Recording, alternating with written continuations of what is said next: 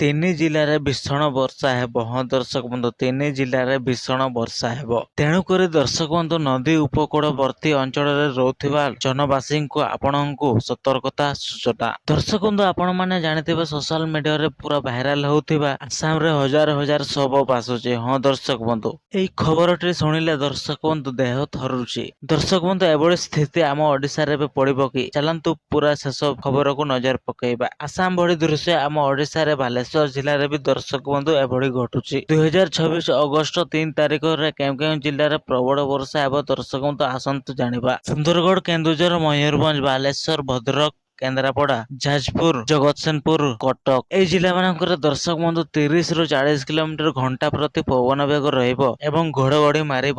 ତାହା ସହିତ କିଛି କିଛି ଅଞ୍ଚଳରେ ସାମାନ୍ୟ ମୌସୁମୀ ବର୍ଷା ହେବାର ସମ୍ଭାବନା ରହିଛି। କୋରାପୁଟ, ମାଲକାନଗିରି, ନବରଙ୍ଗପୁର, କଳାହାଣ୍ଡି, ନୂଆପଡ଼ା, ବଲାଙ୍ଗୀର, ବରଗଡ଼, ସୋନପୁର, ବୌଦ୍ଧ, ଗଞ୍ଜାମ, ନୟାଗଡ଼, ଅନୁଗୁଳ, ଢେଙ୍କାନାଳ, ଖୋର୍ଦ୍ଧା, ପୁରୀ, ସମ୍ବଲପୁର, ଝାରସୁଗୁଡ଼ା ଏହି ଜିଲ୍ଲାମାନଙ୍କରେ ଦର୍ଶକ ବନ୍ଧୁ ପ୍ରବଳ ବର୍ଷା ହେବାର ସମ୍ଭାବନା ବହୁତ କମ୍, କିନ୍ତୁ କିଛି କିଛି ଅଞ୍ଚଳରେ ପ୍ରବଳ ଖରା ହେବାର ସମ୍ଭାବନା ରହିଛି। ଦର୍ଶକ ବନ୍ଧୁ, ଏହି ତିନି ଜିଲ୍ଲାରେ ରହୁଥିବା ଲୋକମାନେ ଆପଣ ହେଇଯାଆନ୍ତୁ ସାବଧାନ। ହଁ ଦର୍ଶକ ବନ୍ଧୁ, କନ୍ଧମାଳ, ରାୟଗଡ଼ା, ଗଜପତି ଏହି ଜିଲ୍ଲାମାନଙ୍କରେ ପ୍ରବଳ ବର୍ଷା ହେବ। ହଁ ଦର୍ଶକ ବନ୍ଧୁ, ତା ସହ ଦର୍ଶକ ବନ୍ଧୁ 30 ରୁ 40 କିଲୋମିଟର ଘଣ୍ଟା ପ୍ରତି ପବନ ବେଗ ରହିବ।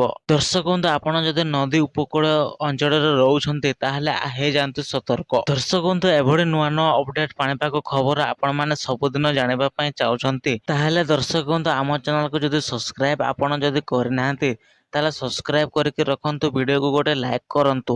ତା ସହିତ ପାଖରେ ଥିବା ବେଲ୍ ନୋଟିଫିକେସନକୁ ଅନ୍ କରନ୍ତୁ, ଯାହାଫଳରେ ସବୁଦିନ ନୂଆ ନୂଆ ଅପଡେଟ୍ ପାଣିପାଗ ଖବର ଆପଣମାନେ ପାଇପାରିବେ। ତ ଦର୍ଶକ ବନ୍ଧୁ, ଆଜିର ପାଣିପାଗ ଅପଡେଟ୍ ଖବରକୁ ଏଇଠି ସମାପ୍ତ କରୁଛି। ଆପଣମାନେ ଅପେକ୍ଷାରେ ରୁହନ୍ତୁ ନେକ୍ସଟ ପାଣିପାଗ ଅପଡେଟ୍ ଖବର ପାଇଁ।